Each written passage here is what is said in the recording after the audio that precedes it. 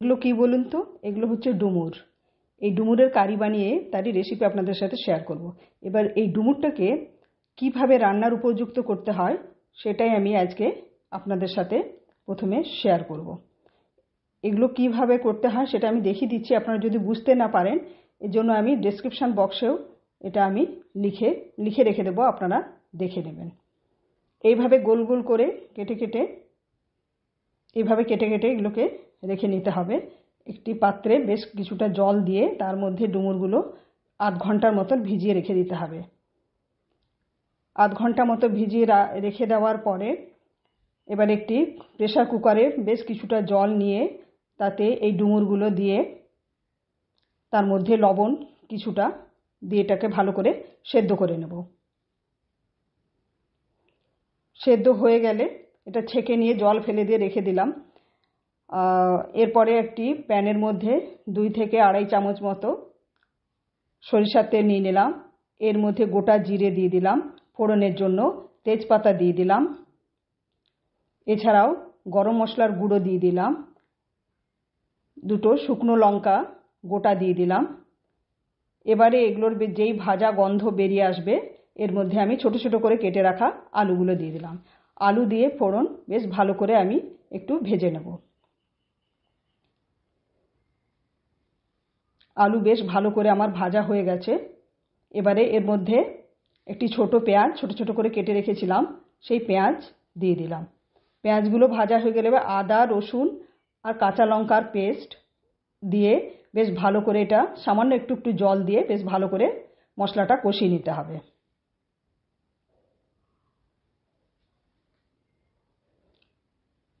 মশলা বেশ ভালো করে কষানো হয়ে গেলে এবার শুকনো মশলার মধ্যে হলুদ গুঁড়ো, শুকনো লঙ্কার গুঁড়ো, ধনে গুঁড়ো আর জিরে গুঁড়ো এই মশলাগুলো দিয়েও সামান্য একটু জল দিয়ে বেশ ভালো করে আবার মশলাটা আলুর সাথে বেশ ভালো করে কষে নিতে হবে।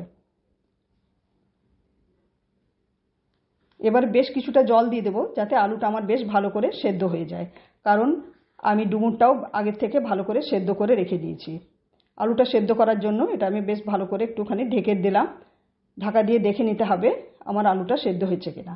এবারে একটি ছোট টমেটো ছোট ছোট করে কেটে নিয়েছিলাম, টমেটোটা এর মধ্যে দিয়ে কিছুক্ষণের জন্য ঢেকে দিলাম। সমস্ত জিনিস ভালো করে কষানো হয়ে গেছে, আলু সেদ্ধ হয়ে গেছে। এবারে আমি এর মধ্যে সেদ্ধ করে রাখা যে ডুমুর সেগুলো আমি এর মধ্যে দিয়ে দেব।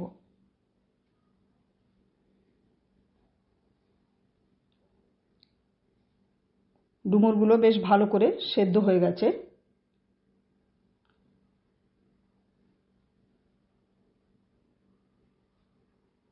এবারে এই আলুর মধ্যে মশলার মধ্যে ডুমুরগুলো দিয়ে দিলাম।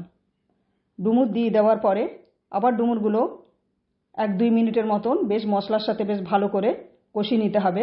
ওপর থেকে স্বাদ মতো লবণ দিয়ে দিলাম।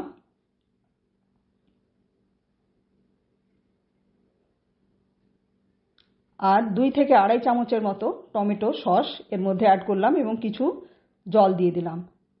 এবারে সমস্ত মশলার সাথে আলু এগুলো দিয়ে গরম মশলা ওপর থেকে দিয়ে দিলাম, সামান্য একটু জল দিয়ে বেশ ভালো করে কষিয়ে নিয়ে সমস্ত উপকরণগুলো বেশ ভালো করে সেদ্ধ করার জন্য বেশ কিছুটা জল দিয়ে ঢাকা দিয়ে দিলাম। ঢাকা খুলে দেখে নেব আমার ডুমুর আলু সব ভালো করে সেদ্ধ হয়েছে কিনা।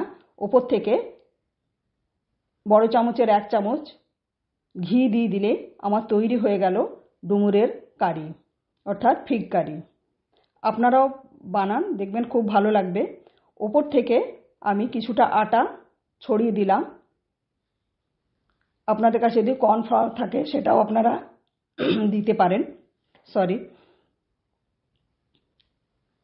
আমার তৈরি হয়ে গেল ডুমুরের কারি, অর্থাৎ ফিগ কারি। আপনারা খাওয়ান, দেখবেন খুব ভালো লাগবে। সকলকে নমস্কার। যদি ভালো লেগে থাকে অতি অবশ্যই লাইক করবেন, কমেন্ট করবেন এবং সাবস্ক্রাইব করতে ভুলবেন না।